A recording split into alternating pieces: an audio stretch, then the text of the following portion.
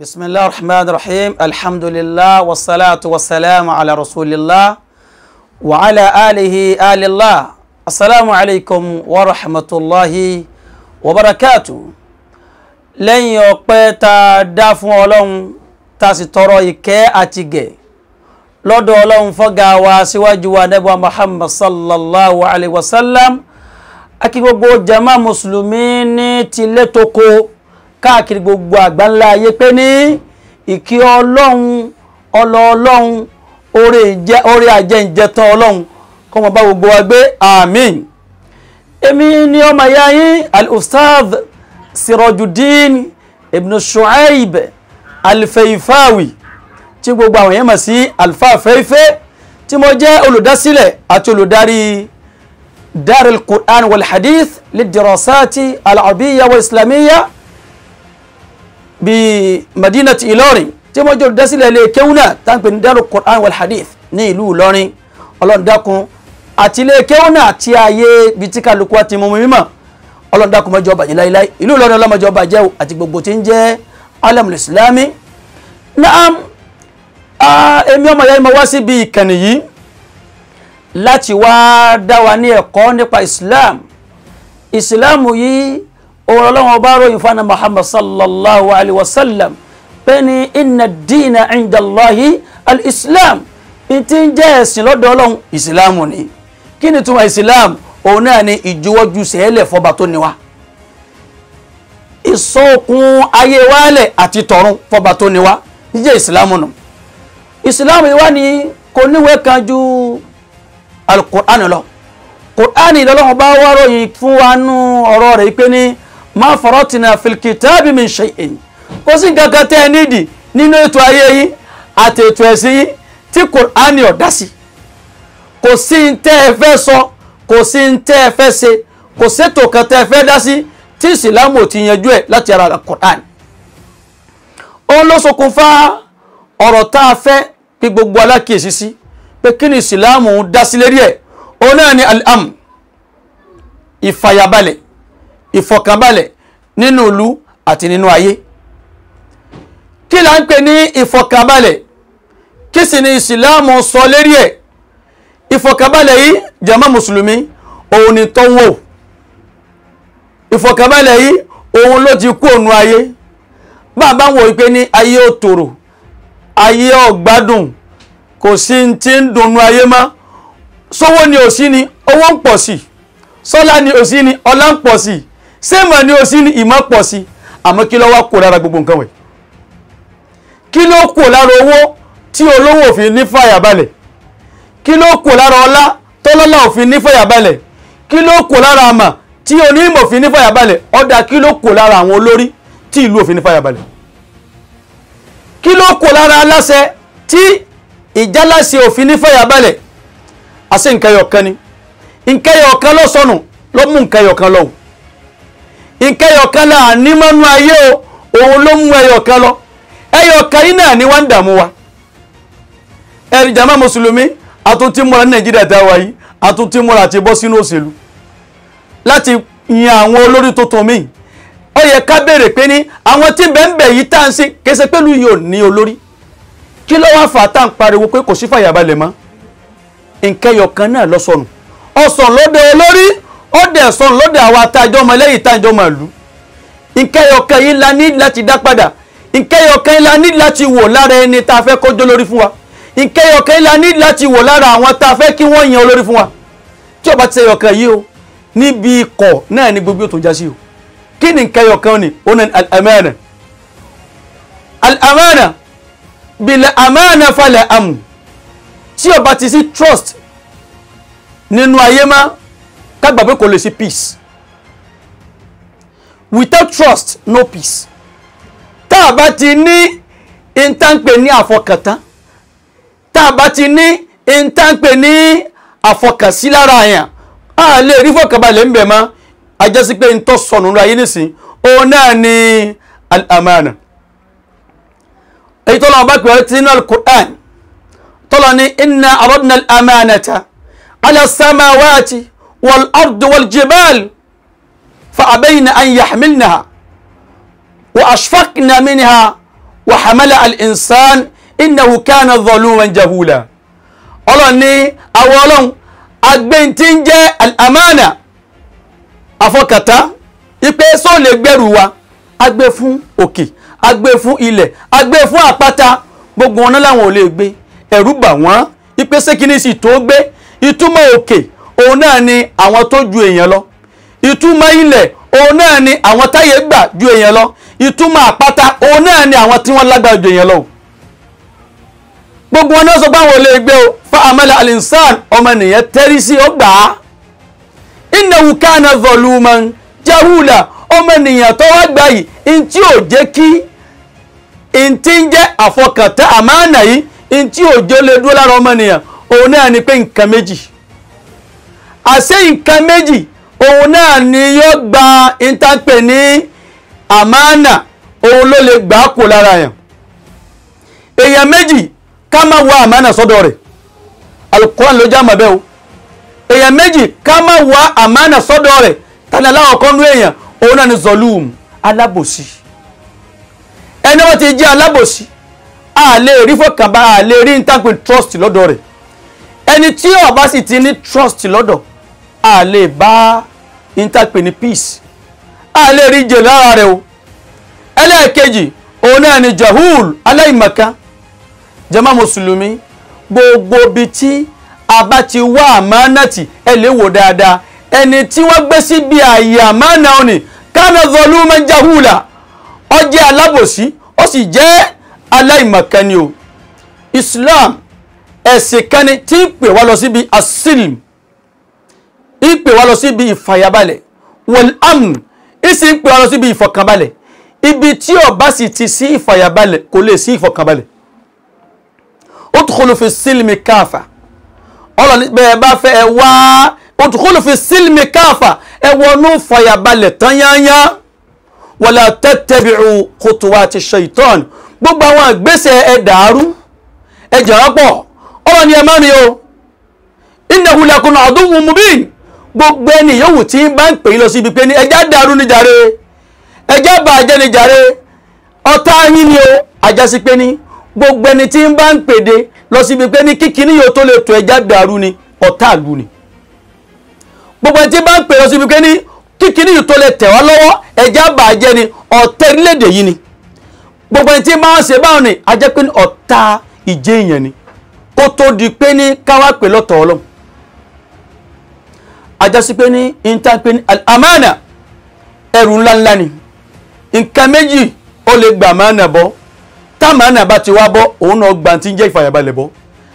ìtumọ̀ sí pé ní alijahalu àìmọ̀ká yìí ó wá jẹ́ ń tàbí sàyọ́yọ̀ ní orílẹ̀-èdè wa ó jẹ́ ń tàbí sàyọ́yọ̀ nípínlẹ̀ wa ó jẹ́ ń tàbí sàyọ́yọ̀ láwùjọ wa àkàmímọ̀kún kálukú gbà yí pé ní ìyàtọ̀ ń bẹ láàrin kéèyàn lọ ilé ẹ̀kọ́ àti kó lọ kẹ́kọ̀ọ́ ìlú yìí abàbàrà sàtífíkẹ́ẹ̀tì abàbàrà pé ní lágbájá ń bẹ ń bẹ abàbàrà ó kọ ẹ̀kọ́ abàbàrà rẹ̀ pé lágbájá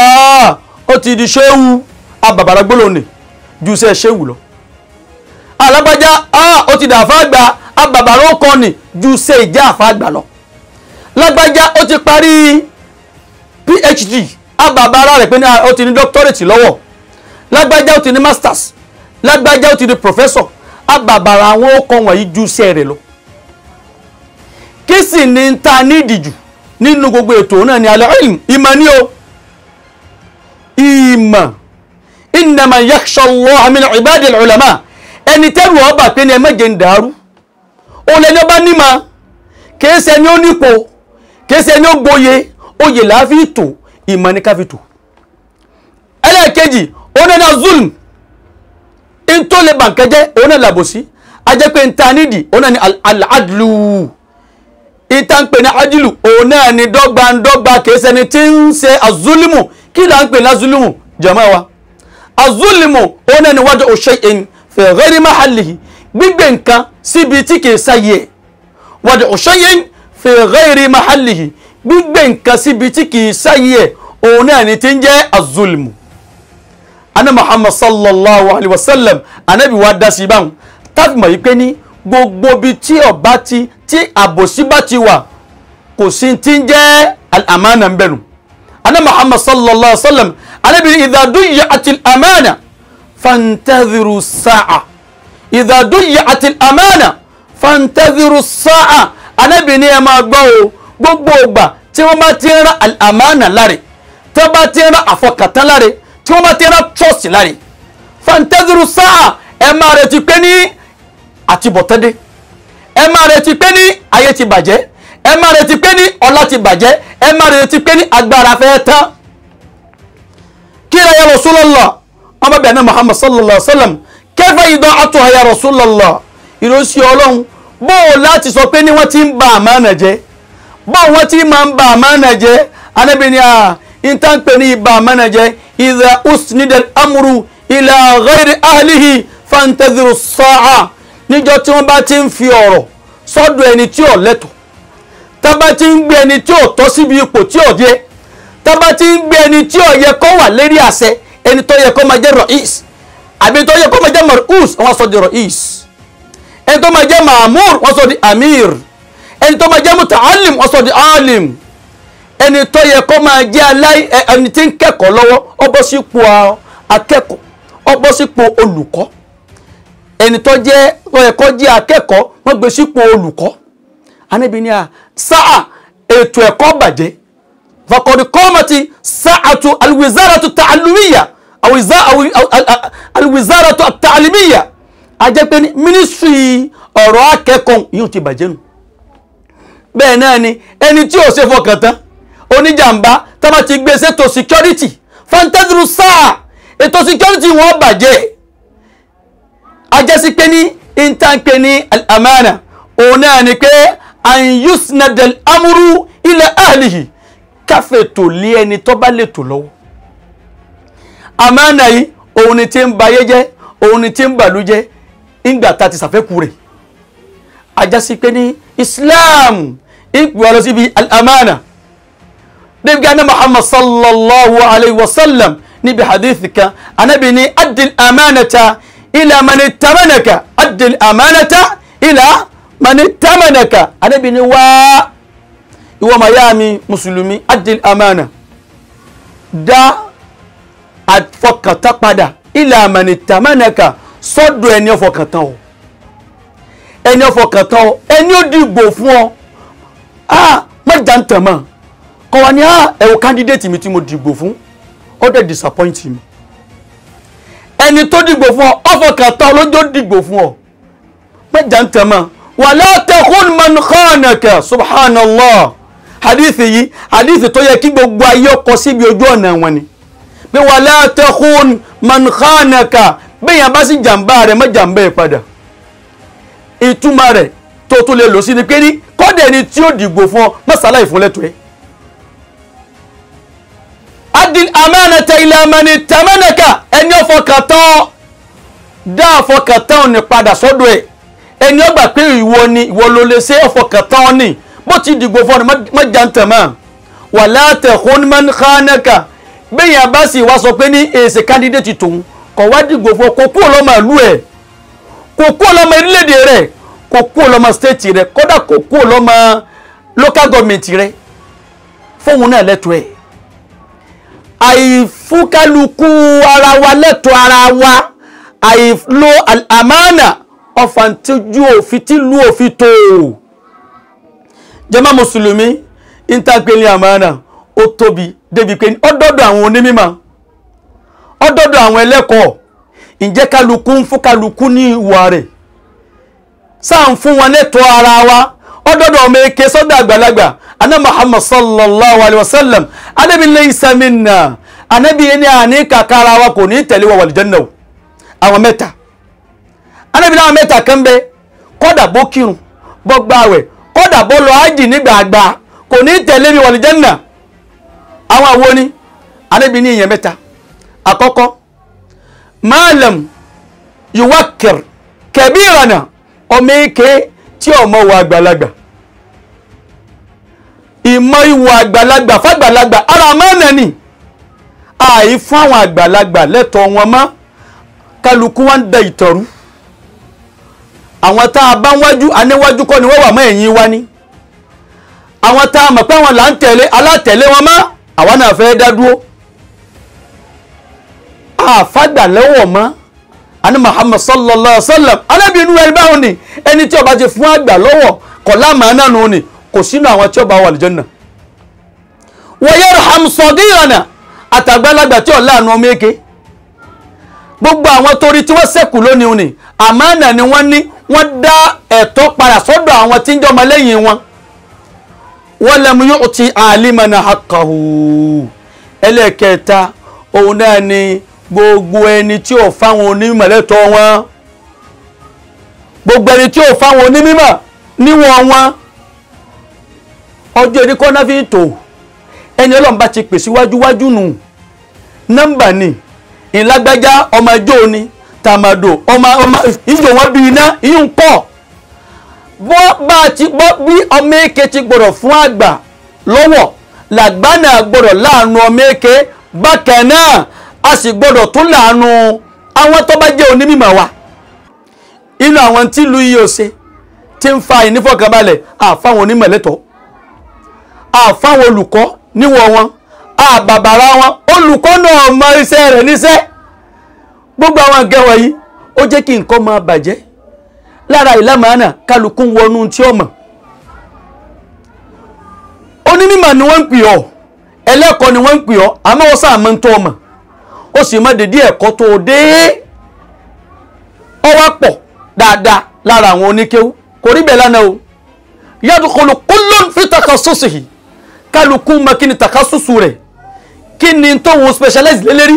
látàná tí ń bọ̀ bẹ́ẹ̀ àmọ́ lónìí ìwọ ìkan lọ́fẹ́ jẹ́ páàmù nídìí kéwú ìwọ ìkan lọ́fẹ́ jẹ́ sẹ́ẹ̀kì nídìí kéwú ọ̀sà kálukú àwọn àgbàlagbà lánàá kálukú mọ ìwọ ara wọn wọ́n sì fún kálukú ní ibi lágbájá mọ̀rẹ́ kálukú fẹ́ dá sí bọ́rẹ̀ ẹ̀sìn bá délẹ̀ kò sá máa nà má kálukú ọ̀fẹ́ wọnú ẹ̀ pé ní àáfàá náà ń pè mí náà jẹ́ ń dá sí ṣé báwọn lẹ̀ sí rí àwọn sàhábà ní Muhammad sallallahu alayhi wa sallam wa radiyallahu anhu jami'an wọn kálukú wọn ló ní ntọ́mọ̀ kálukú wọn ló sì ní ntá nabi sallallahu alayhi wa sallam tó fi tì sọ́dọ̀ wọn anabi pẹ̀lú mi pé ní ahu aqdakum lágbájá ló máa ń pa ọ̀rọ̀ adájọ́ jù lágbájá hu afradukum lágbájá ló mọ ọ̀rọ̀ nípa bá ti pín gúnjù kálukú ló máa ń tọ́mọ̀ jù kí ló dé tá a fi ilẹ̀ bẹ́ẹ̀ ẹ wò wọn bá níbi ọ̀rọ̀ orin tí kálukú ń dá sí nínú àwùjọ látàwà nísìn pé ní kí ni ìsìlámù sọ nípa orin dàbí orin ọ̀dá àhá idha usnida al-amru ila ghayri ahlihi fantadhiru as-sa'a ìjọba ti di pé kálukú bá ti ń dá sí dèédé ntí ọmọ ká mọ̀ pé ní ààyè ń parí bọ̀ wánu kí ló dé tá a fọ̀rọ̀ lẹ̀ fáwọn àfa ọ̀rọ̀ mímọ̀ kọjá ẹjẹ sáré katira rẹ̀ ó láwọn tí wọ́n ń dá sí ojú kẹ́ni wọ́n fi wo kí ní òní lé lójú míì ó dà wọn àfa ó lè lójú tó pọ̀ ọ̀rọ̀ akọrin nínú ìsìlámù ìhàwó ní ìsìlámù kọ sí orin kíkọ kí ní yìí láàlàá Islam lóòótọ́ ọlọ́run ọba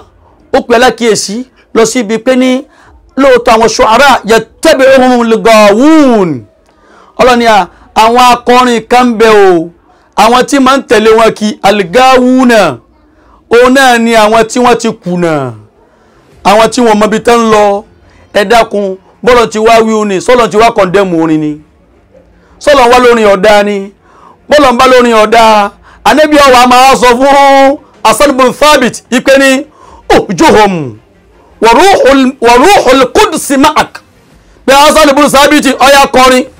kó bú àwọn ọ̀tá wa kódà Jìbìrìlù dúró tì ọ́ Jìbìrìlù tó wá dúró tì ń tí ọ̀dà àkọ́kọ́ Ànábì ọwà sọ fún Hasan kó wá kọrin tó sì mọ̀ pé àrámù ni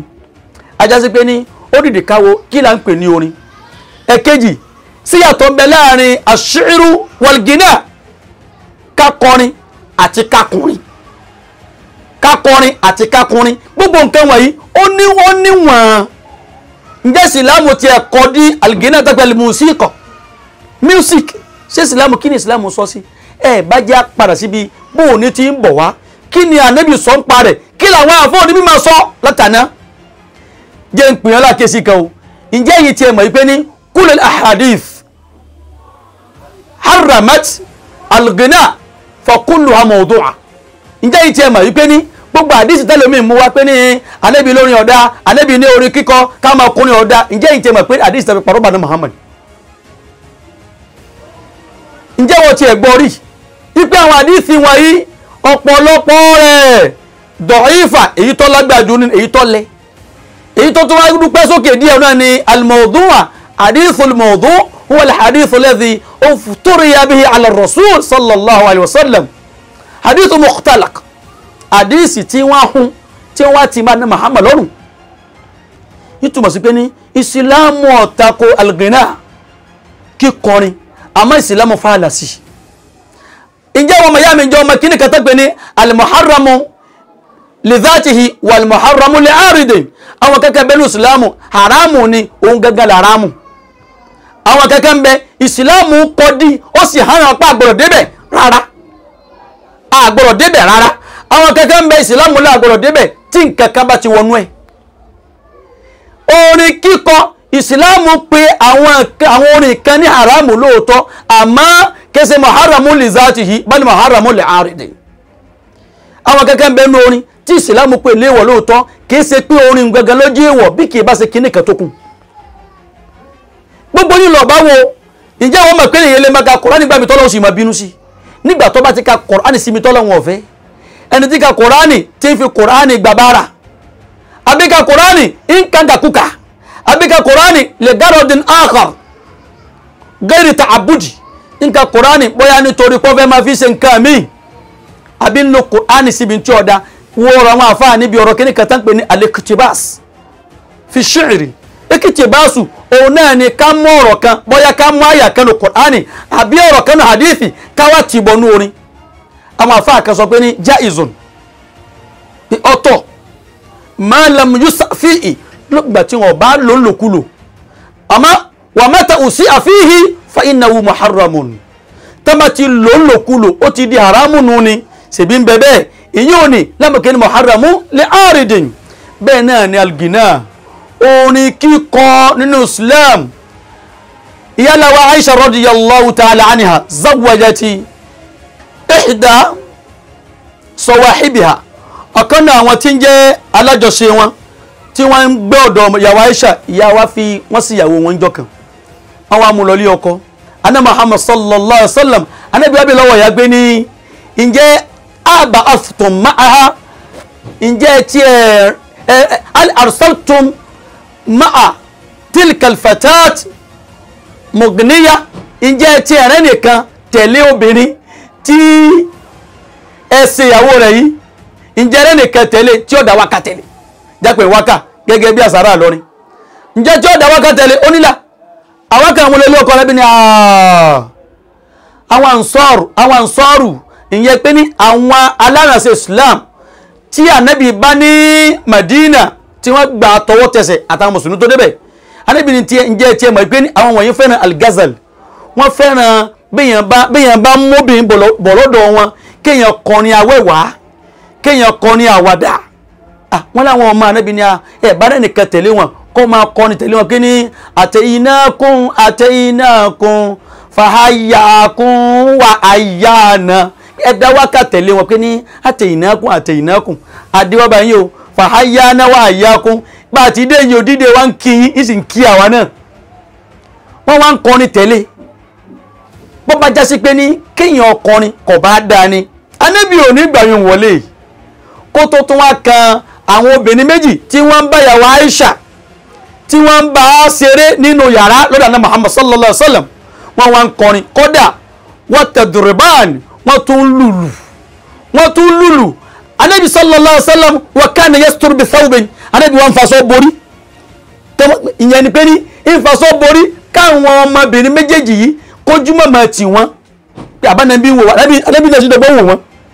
bàbá wa Sayyid Abubakar radiyallahu ta'ala anhu lọ́bàdé fasajarahuma bàbá yàrá Ànábì lẹ́tí ń kọrin lẹ́tí ń lùlù ọ̀wọ́n ẹgbẹ́ Ànábì asáré sí Ànábì náà fi wọ́n lẹ̀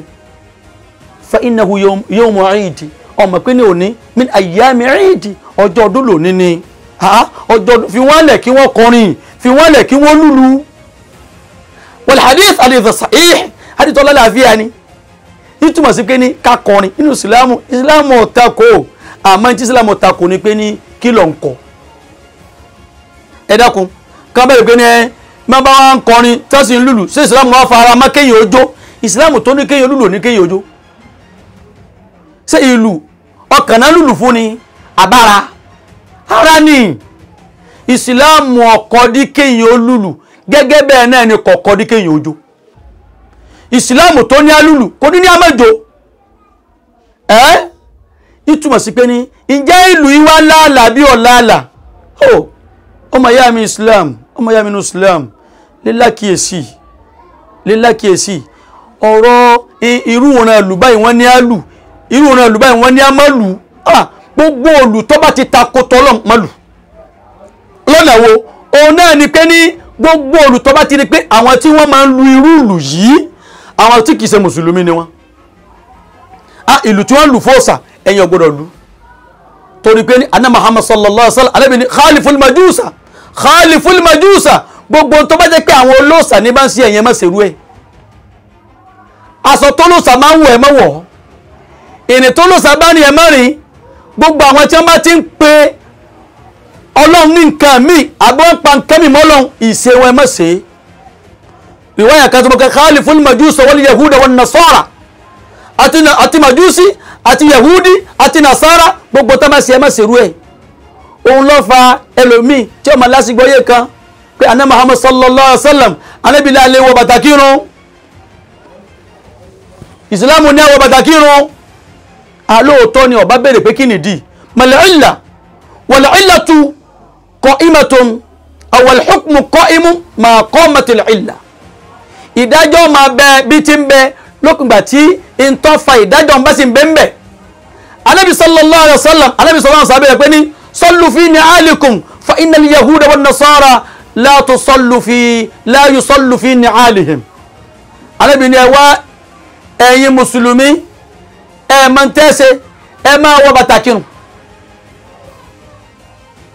torí pé ní àwọn yahudi àwọn nasara tààjọ ń gbé papọ̀ ní Madina wọn wọ bàtà wọ mọ́sálásí wọn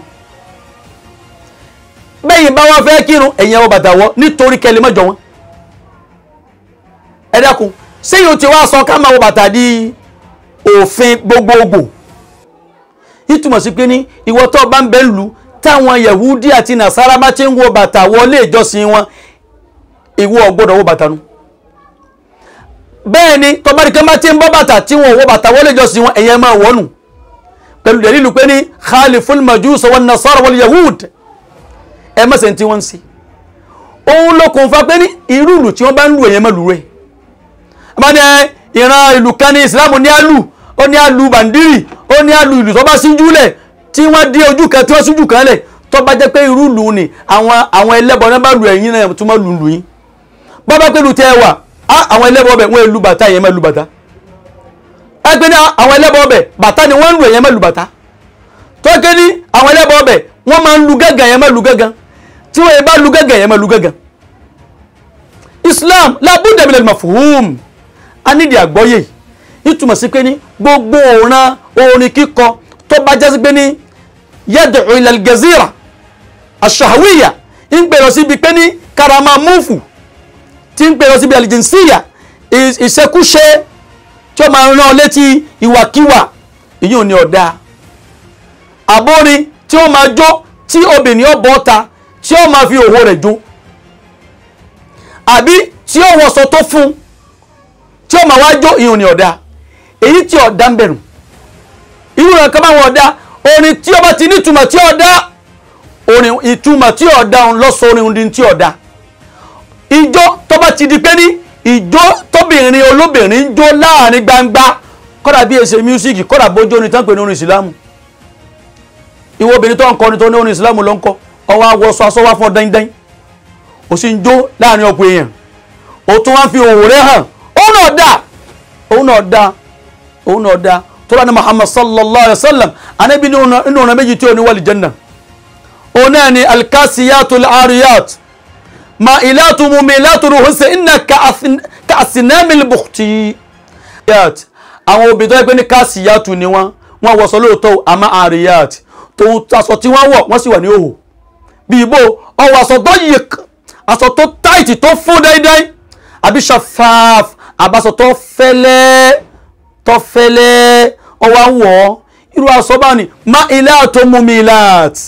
tí ó tó máa wá ní tí ó máa yan yóò máa wá mìírí jẹ́gẹ́jẹ́gẹ́ ká àsìnámìlì bùkùtì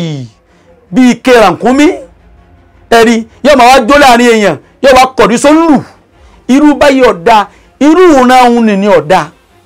yóò lápẹ́ alimuharamu lè áàrìdìn ìtọ́wọ́nú ẹ̀hún lọ́sọ̀dà ráàmù kìí ṣe pé orin kíkọ ìtumọ̀ sí pé ìsìláàmù ọ̀kọ́ dí orin bí ìsìláàmù bá kọ̀ọ̀kọ́ dí orin ohun kéèyàn kọrin gẹ́gẹ́ bí Hassan bin Thabit ṣe bí náà tó kọ pé ní wà hasana minka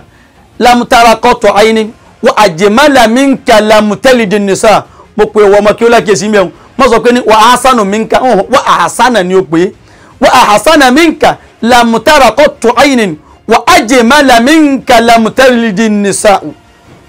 orin ni khulikta mubarra'a min kulli aibin ka annaka qad khulikta kama tasha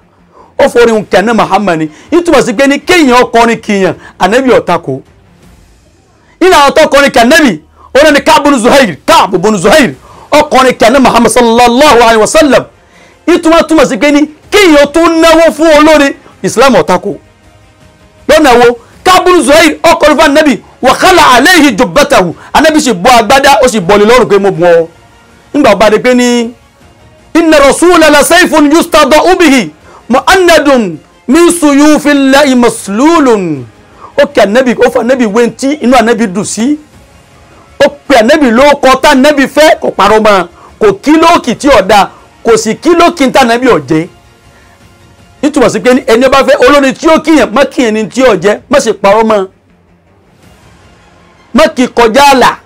ó kí ànábì sì bọ́ júbà rẹ̀ fún ọbọ̀ agbára fún àlìkímbà rẹ̀ ọbọ̀ fún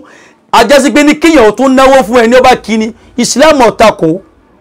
wọ́n ni ìyẹn àdíìsì kan tó wá pé ní bẹ́yàn bá kí ọ lójú rẹ ìyẹn sì dá yẹ̀pẹ̀ sí lójú ó ní tánàbí wíńbẹ̀ òní kò ní ọ̀dá yẹ̀pẹ̀ gẹ́gẹ́ pé lákèsí ni pé ní má jẹ́ kí èèyàn máa kìọ́ púpọ̀ téèyàn bá ti ń yàn púpọ̀ jù ó ṣeéṣe kọ́kàrí ọ̀fẹ́ lẹ ibi tí ó kọ ìdàdẹ̀dẹ̀ kódà ọ̀fẹ́ lè dá yẹ̀pẹ̀ sí lójú kò ní ọ̀dá yẹ̀pẹ̀ sí uslubu ni uslubu hakim báwọn ọ̀jọ̀gbọ́n tí sọ̀rọ̀ lẹ́bí sọ̀rọ̀ fún wa ó sì mọ̀ pé ní àwọn tó ń bá wí àwọn ọ̀jọ̀gbọ́n náà ni ìsìláàmù ó kí mo sàlàyé fún ọ nísìsiyìí pé ní ìsìláàmù ọ̀kọ́ dí kódà kéèyàn tó nà nǹkan fún olórin bọ́ bá jásí pé kéèyàn nà kọ̀ dáa ni ànábì ò ní nà fún Káàbùn Zuhair tó yìn tó kì í kódà tó bá jásí pé ní kéèyàn tó kọrin gazal kéèyàn kọrin awẹ́wàá kọ̀ bá dáa ni anabi ò ní gba Káàbù láyé haifahu mukibilatan hajizahu mudibiratan la yushtaka kisarun minha wala tulu obìnrin ní yóò ìbá lórí àná Muhammad sallallahu alaihi wasallam àmọ́ ń tóró ìlara obìnrin in tí èèyàn lè rí ni ó ní haifahu mukibilatan olóbìnrin tó ń wí o ẹni tó wẹ́lẹ́wà ni mukibilatan nígbà tí ọba dájú kọ ni hajizahu mudibiratan in tó sì kí ní ó kí pọ́pọ́ tó bá kọ̀yìn sí ni la yushtaka kisarun minha wala tulu níbi tó ma náà balance dé a lè pè ní kùkùté a sì lè pè ní dógó oyin àwọn sáré kí bá fẹ́ dìde pé lójú ànábì ló ti ń kọrin oyin obìnrin ànábì ní ẹ̀fílẹ̀ kédebi tí ń lọ bí lárúbáwá ti kọrin ní subhanallah ànábì ní ọ̀hán ẹ̀fílẹ̀ kédebi tí ń lọ bí lárúbáwá ti máa ń wọlé orin lọ wọlé túmọ̀ sí pé Islam ẹ̀sìn tó nídìí ẹ̀kọ́ ni àmọ́ ò àkíyèsí téèyàn kà pé gbogbo ẹni tí bá ń kọrin àtẹni tí ń pè pé òun kọrin ìsìláàmù àti tí bá lóun ọkọrin ìsìláàmù kálukọ́ bẹ̀rù Ọlọ́run wattaqullaha fima taqulun ẹ bẹ̀rù Ọlọ́run gbogbo tẹ́ ń bá ń wí ẹ má jẹ́ ọjà sí pé ní gbogbo tẹ́ ń bá ń sọ yóò máa tako òfin Ọlọ́run tẹ́ gbé lọ́wọ́ ẹ sì má jẹ́ ọjà sí pé orin tẹ́ máa kọ orin tí ó máa jẹ́ muthirul fitna tí ó máa dá wàhálà alẹ̀ sínú àwùjọ àbí tí ó máa dá wàhálà lẹ̀ sínú ọkàn àwọn èèyàn ẹ máa jẹ́ orin tẹ́ máa kọ kó máa jẹ́ orin tó jẹ́ muslihul mujtama orin tí ó máa tún àwùjọ sí muslihul qulub orin tí ó máa tún ọkàn sí muslihu ad-du'af mushajji'uhum orin tí ó máa tún àwọn ẹni tó fẹ́ lẹ àbí ẹni tó fẹ́ lẹ tó fẹ́ jòkó tẹ́tẹ́rẹ́ orin tí ó tàájí irú àwọn orin báwọn ní Islam fọwọ́ sí bí ìyẹn bá wá fẹ́ dá sí ìrùkẹ́rẹ́ yìí yóò dá sí bil ilmi ìmọ̀ ní ó fi dá sí àìwá kẹ́lòmí ọwá sọ sí kó wá bọ́ sí kó má gbé kalẹ̀ báwọn àfáà ti gbé kalẹ̀ ara ìlàmánà ni ara ìlàmánà ni Islam sì pè ọlọ síbi al-amana an adul amana ila ahliha ọlọ́run bá pàṣẹ pé adul amanati ila ahliha àwọn tó làmánà àwọn tó bá ní nǹkan fi lé wọn lọ́wọ́ ìtí Islam pè alákèésí nù Islam ẹ̀sìn àgbáyé ni Islam ẹ̀sìn ìfàyàbalẹ̀ ni lára àfàyàbalẹ̀ Islam yẹ tó pẹ̀ sí kan Islam pẹ̀ lọ síbi pé ní ọkùnrin mùsùlùmí ó lè fẹ́ obìnrin tí kìí ṣe mùsùlùmí ṣùgbọ́n kóbìnrin yẹn má jẹ́ mọ̀júsà kó má jẹ́ mọ̀júsíyà ẹni tí ń bọ iná ẹni tí ń bọ ìpẹ̀ ẹni tí ń bọ omi ó lè fẹ́ nasraniya ó yahudiya ó lè fẹ́ kristẹni lóbìnrin mùsùlùmí lọ́kùnrin ó lè fẹ́ Jew lóbìnrin Islam ò tako nítorí kíni nítorí àti pé irú àwọn báwọn sínú ẹ̀sìn àṣẹlà nítorí àti pé irú àwọn báwọn sínú ìgbádùn mọ̀tún wá wo Islam tún wá ní pé ní la ikraha fi din qad tabayyana rushd minal ghayy wá o bọ́bá tó wá fẹ́rù wọn bẹ́ẹ̀ ó lè sọ pé ní obìnrin tí wọ́n fẹ́ kìrìsìtẹ́nì ni dandan ìwà fọ́ọ̀sì rẹ̀ ó sì Islam bọ́bá fọ́ọ̀sì ẹ̀ nígbà tó ń bẹ láyé bọ́ọ̀bá sí láyé mọ́ yóò yí padà o àìfọ́ọ̀sì rẹ̀ o Islam ò tako báwọn àmọ́ kí ni Islam fẹ́ ká o mú bí kó o ṣe báwọn nítorí likathrati sawadil muslimin kí ìjọ Islam lè pọ̀ sí nígbà tó bá fẹ́ ni tí èsè mùsùlùmá lóbìnrin tó wá fi ìwà Islam tó fi bá a ṣe Islam ó wù jàmáà Islam ó wù ìwà Islam lọ́wọ́nú àwùjọ kí ni ìwà Islam ọ̀nà alhaya ìtìjú alhaya khairu kullu ìtìjú oore ni inna li kulli dini khulqan wa khulqul Islam alhaya gbogbo ẹ̀sìn kọ̀ọ̀kan ló níwà tí wọ́n mọ̀mọ́ àmọ́ wà Islam ní alhaya ìtìjú ìtì ma wá bí ìtìjú òun ní al-amana àmánà máa ń bí ìtìjú pé bí wọ́n ti fọkàn mi sí ìtì wọ́n rò sí mi má jẹ́ ìjàmbá wọn bẹ̀ jàmá mùsùlùmí ìsìláàmù wá fọwọ́ sí yùn ǹjẹ́ ìsìláàmù yìí sọ wá fọwọ́ sí kí al-muslima kọ́ wọ́n fẹ́ kìtàbí kí mùsùlùmá lóbìnrin kọ́ wọ́n fẹ́ ní tí èsè mùsùlùmí lọ́kùnrin ìsìláàmù fọwọ́ sí kí ló dé a sì ní ìsìláàmù ẹ̀sìn dọ́gbandọ́gba ni ìsìláàmù tí ma ń fẹ́ ni pé ní ìsìláàmù ma ń fẹ́ kéèyàn wọnú ọlà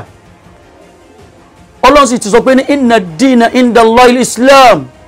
ìsìláàmù lẹ̀sìn tí mùsùlùmí lọ́kùnrin bá wá fẹ́ ni tí èsè mùsùlùmá lóbìnrin yóò lè rí ìpè sínú ọlà pẹ̀lú wà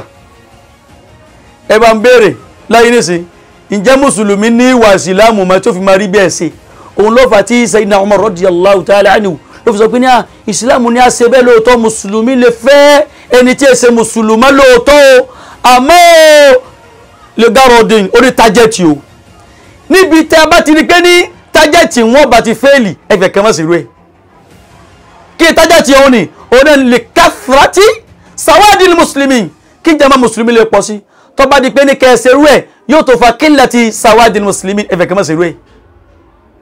bẹ́ẹ̀ wá ni ó dájú pé ní bí mùsùlùmá lóbìnrin bá ti fẹ́ ni tí kìí ṣe mùsùlùmí lọ́kùnrin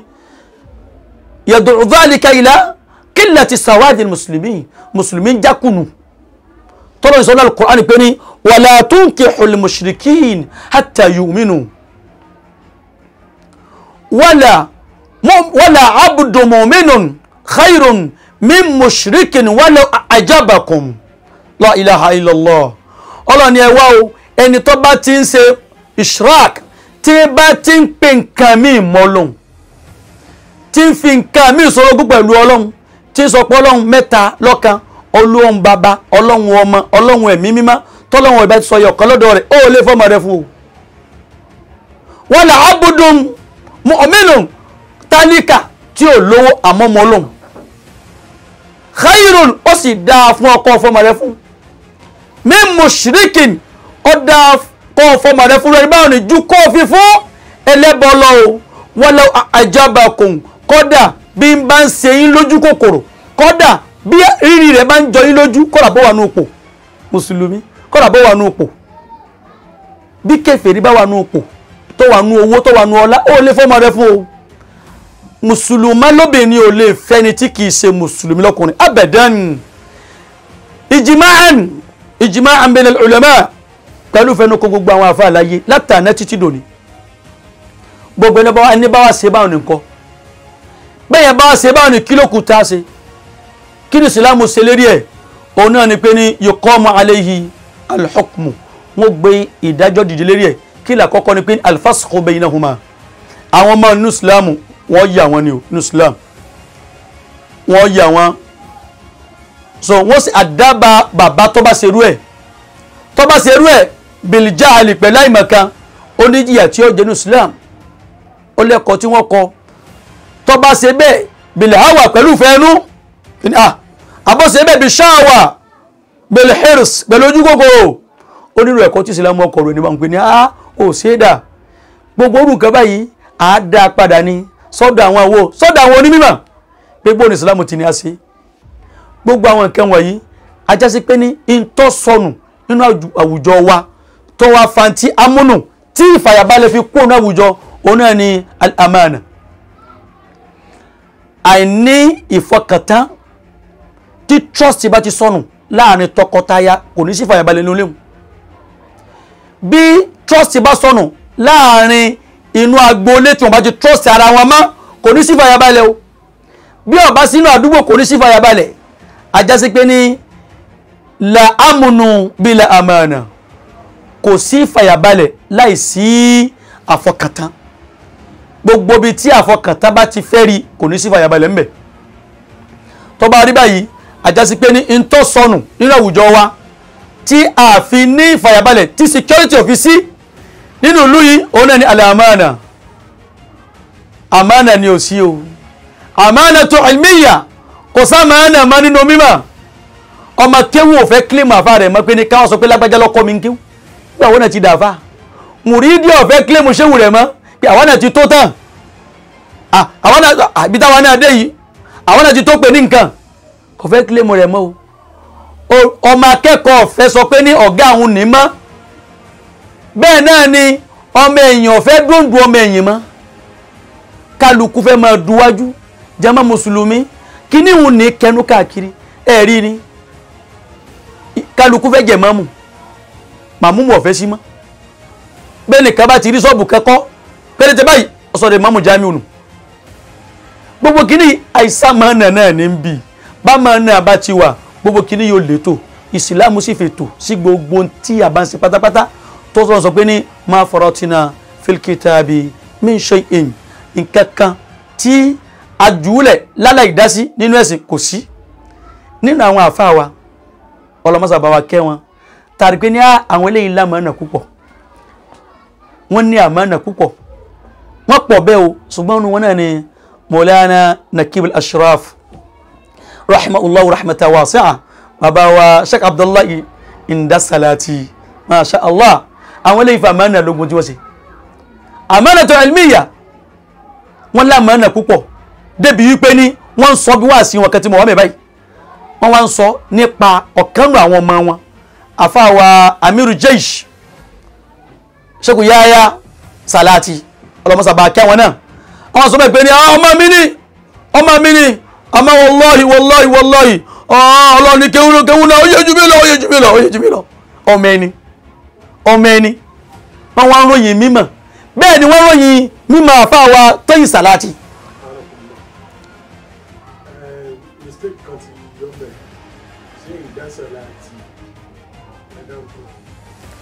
Sheikh Abdullahi Indasalati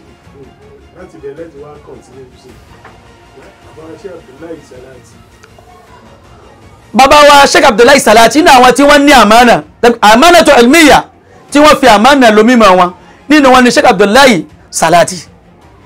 àwọn náà la máa ń pèlè ìpé ní Sheikh Abdullahi Inda Salati bàbá Sheikh Abdullahi wọ́n fi mímọ̀ wọ́n fi àmánà lo mímọ̀ wọn débi pé wọ́n máa ròyìn àwọn ọmọ lẹ́yìn wọn kódà wọ́n máa ròyìn àwọn ọmọ wọn ìpé ní lágbájá yìí nímọ̀ púpọ̀ kódà ó máa jù mí lọ tawadu'an ní ti tẹríbáríbá wa amanatan ilmiyatan àti láti dá àmánà padà ṣé wọ́n ń ṣe bẹ́ẹ̀ ṣé èmi náà ń ṣe bẹ́ẹ̀ lára àmánà wọn nu wọ́n mọ̀ wá ròyìn wọn nínú àwọn tó ròyìn bẹ́ẹ̀ wọ́n ròyìn àfáà wa Amiru Jaishi tàná Sheikh Yahya Salati wọ́n ròyìn wọn bẹ́ẹ̀ wọ́n ròyìn wọn bẹ́ẹ̀ o tí mo wà mí bẹ́ẹ̀ bẹ́ẹ̀ náà ni wọ́n ròyìn àfáà wa Abdullahi Ọlọ́ntóyìn Salati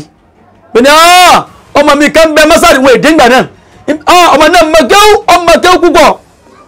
kọ́dọ̀ ọmọ kẹ́wù jù mí lọ ẹ̀rí amánata ilmiyatan bẹ́ẹ̀ ni wọ́n ṣe fúnlẹ̀ àfáà wọn Sheikh Adam rahimahullah wọ́n dó tán ni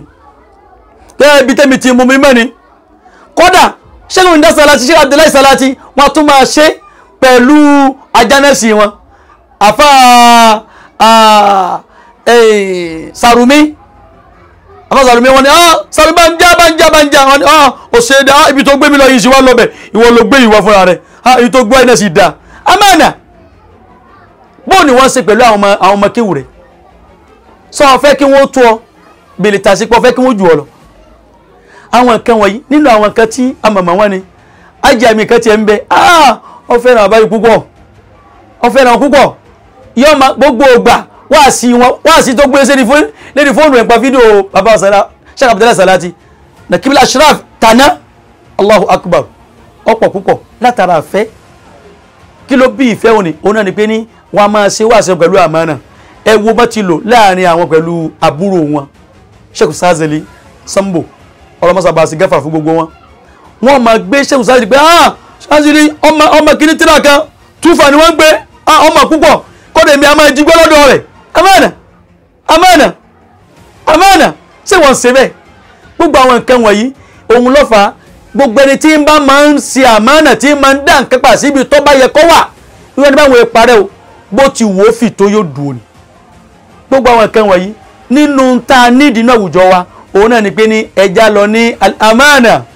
bámánà bá ti wà amúnú ọ wọlé bámánà bá ti wà ìfàyàbalẹ̀ ọ wà trust ni ò sí lu yìí o ajásí pé ní gbogbo ẹni a bá fẹ́ yàn tá ní pé lẹ́yìn nìkan máa jẹ́ olórí wa olùdarí wa ẹja wo àwọn nǹkan wọ̀nyí lára wọn sọ́là mánà o kí ni tí bàmánà jẹ́ nǹkan méjì ni o alijahalu wa zulmu àìmọ̀kan àti kí ni o àtàbòsí àìmọ̀kan àtàbòsí kò sí ń tà ń wò táwa fi ń sọ pé àdìgbò fún yàn àwo àwọn nǹkan mẹ́tẹ̀ẹ̀ta wọ̀nyí àwo al-ilmu ìmọ̀ àbí kí n gbé báwo kan ti wì gbogbo bí tọ́lọ̀ ń bá tí ń ròyìn ní tí bá ròyìn àmánà a máa fi kan mẹ́ta ròyìn rẹ̀ kí là kọ́kọ́ a máa fi al-imkaniya inni makinun amin innaka ladaina la makinun amin makin al-imkaniya sẹ́ni ọ̀fẹ́ ṣe kí n so tó ṣe bàbá fẹ́ gbé sípò kan so tó ṣe ọwọ́ kú lakọ̀wíyún amin sọ wá lágbára rẹ̀ sọ lágbára rẹ̀ àwọn èèwò yún ní tá a máa ń wò ní pé ní lágbájá yìí olówó náwó fún wa iyún kọ́ ẹlẹ́kẹta rasulun aminun sẹ́ni tá a fẹ́ ránṣẹ́ yìí